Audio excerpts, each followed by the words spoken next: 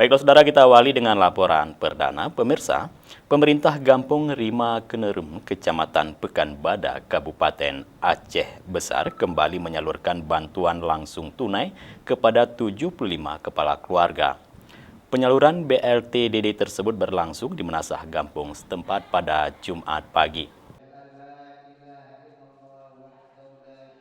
Penyaluran bantuan langsung tunai tersebut diserahkan secara simbolis oleh Camat Kecamatan Pekanbadak, Kapolsek, serta Geci Gampung Rima Kenerum, M. Yusuf Gulu, serta perwakilan Koramil Pekanbadak.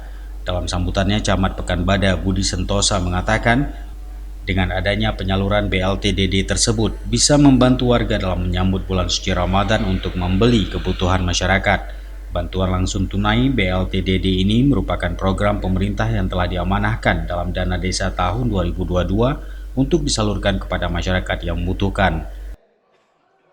Alhamdulillah untuk wilayah Kecamatan Pekanbadak sendiri yang sudah tersalurkan BLT-DD itu ada 11 kampung.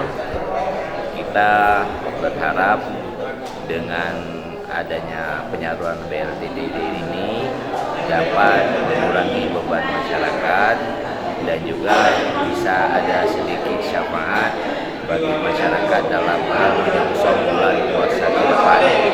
Kami sangat berharap masyarakat yang menerima BLT-DD dapat mempergunakan uang yang telah diberikan ini sebaik mungkin untuk persiapan bulan puasa.